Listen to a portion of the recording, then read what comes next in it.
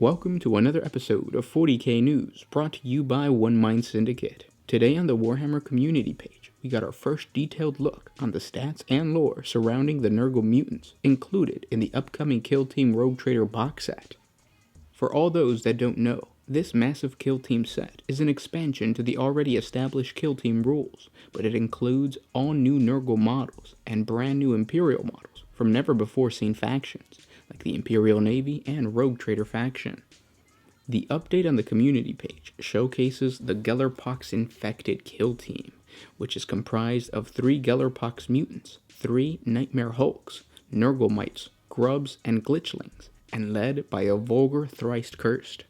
The lore around this kill team is that somehow Nurgle managed to crack open the Gellar field that protects spacefaring ships while in the warp, and horribly mutated its occupants. But because of the existence of glitchlings in the kill team, I am led to believe that perhaps the protective bubble around the ship is glitching on and off, instead of an actual breach, meaning that the Imperium isn't royally fucked just yet.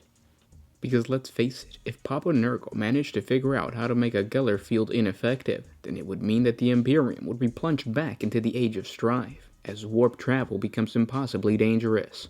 The most threatening and powerful model is the Vulgar Thrice Cursed, a grotesque 3-headed mutant that looks like a cross between the Toxic Avenger and your mom. Kill Team Rogue Trader features a new kind of fighter called a Commander. These are the best of the best, the elite leaders, fighters, and strategists with the power to tackle entire kill teams single-handedly. Commanders are incredibly customizable. Rather than leveling up like normal specialists, you'll choose which level they are when you add them to your roster. Additionally, you'll be able to spend points on a variety of traits. One Vulgar Thrice Curse could be a hulking close combat brute, while another could be a pack leader who enhances the powers of nearby mites and grubs. The community page explains that playing Vulgar will feel like a monster movie, where you get to become the monster, which is actually what they call me when I remove my shirt and go swimming. The Nightmare Hulks are also very impressive looking models. The details in each sculpt gives you a hint as to what they were before they were corrupted. A former Navy cook is holding a massive meat cleaver while sporting an apron. The other is some sort of ship mechanic with his keys to one of the ship's vital chambers still dangling from his waist, and his safety goggles protecting him from all the Slaneshi thoughts. And finally, well, I don't really know what that is. You can comment down below. Tentacles, I don't know. With a toughness of 5, 4 wounds, and disgustingly resilient, Nightmare Hulks are among the kill team's most durable choices and work as brutally effective biological battering rams.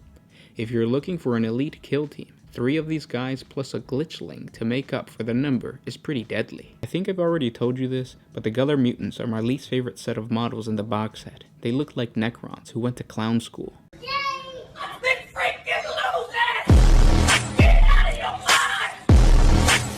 These shambling stalkers are much like poxwalkers, with the added benefit of their Gellar cost masks, as well as being able to weather a considerable number of attacks thanks to disgustingly resilient. They can also cause mortal wounds to their attackers in the fight phase and an unmodified saving throw of 6. If you're struggling with a particular nasty combat specialist, throw a few of these guys their way and they're done. And finally, we get to see the mites, grubs, and glitchlings. The glitchlings are actually sporting the same mask as the Gellar Mutants, so at some point we'll get some sort of lore or explanation behind these cartoony looking things. Costing a mere handful of points each, they might not be particularly powerful, but they're great ways to bulk up a more elite force and surprisingly tricky to get rid of. We also got to look at 3 special tactics for this kill team. The first is called Gellar Shift. Use this tactic in the movement phase before making a normal move with a Gellar Pox mutant from your kill team. Remove that model from the battlefield, then set it up anywhere on the battlefield that is more than 4 inches from any enemy model. It cannot be moved further in the phase. This actually makes the army very mobile, especially because it costs 2 command points, so it's not like you're going to be using this right off the bat. But once you get to like turn 4, you'll be able to, move 2 Gellar Pox mutants, and all of a sudden you can reinforce whatever part of your kill team you need to. So actually this seems kind of beneficial. The next one is called Verminoid Infection. Use this tactic at the end of the movement phase. Set up a mutoid vermin model on the battlefield anywhere that is wholly within 6 inches of a Gellar Pox infected model from your kill team, and more than 6 inches from an enemy model. This mutoid vermin model is added to your kill team until the end of the mission, but it is ignored for purposes of determining whether your kill team is broken. At the end of the battle, remove all models added to your kill team through this tactic before determining who has won the mission. So halfway through the game you can add kind of weak models to fill a space in your kill team. I don't know how. I think this is going to be one of those things where like the scenario has to be very specific for you to use it. It's 3 command points, so it's probably later in the game that you're going to be able to use it. And like I said, the mission probably has to be pretty specific for you to benefit from this. And finally, Twisted Blessings. Use this tactic at the end of the movement phase. Choose a Nightmare Hulk model from your kill team that has 1 or more flesh wounds and roll a d6. On a 4+, 1 flesh wound is removed from the model. It's 2 command points. I see the benefit of this. The Nightmare Hulks are already pretty tough guys. So the fact that you have to roll, it's like a 50-50 chance for 2 command points to take away a flesh wound. Yeah, I mean, I guess it's a good tactic. We'll see how it plays out. All in all, the actual kill team looks exciting to play. I know I'm going to pick up this starter set just because I want to have some Rogue Trader figures and some Navy stuff. And like the Nightmare Hulks look amazing.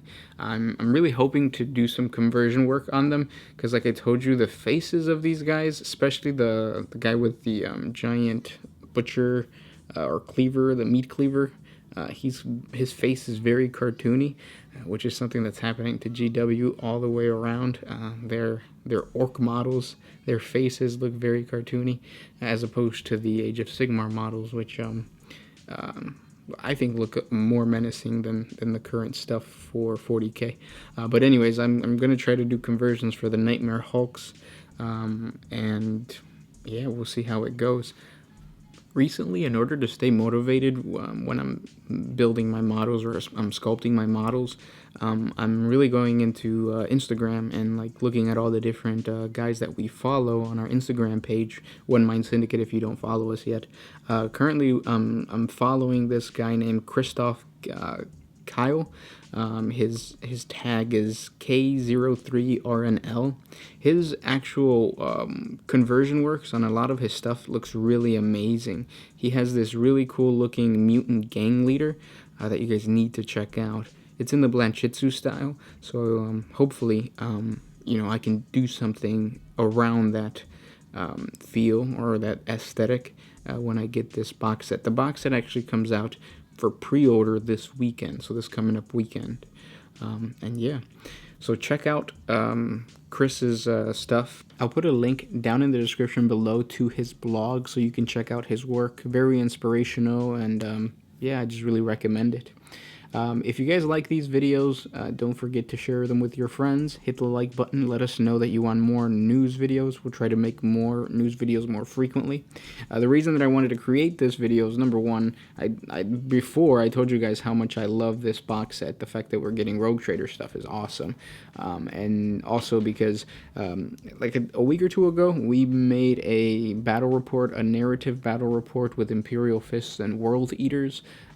If you haven't checked it out, I really recommend you do. Link down in the description below to that narrative battle report. It's a different take on the traditional banter battle reports that you see like in mini wargaming or any other of the big YouTubers who do the battle reports. So yeah, just check it out. Let me know what you think. And don't forget, we have a Patreon. If you want to support us on Patreon, jump on over there. Link in the description below. It's a simple $1 a day, a simple $1 a month, and it helps us create more videos for you guys. If you can't, like I said, just sharing these videos really helps out the channel, and it'll tell us to create more news videos. I'll talk to you tomorrow. This is Gershwin with One Mind Syndicate signing out.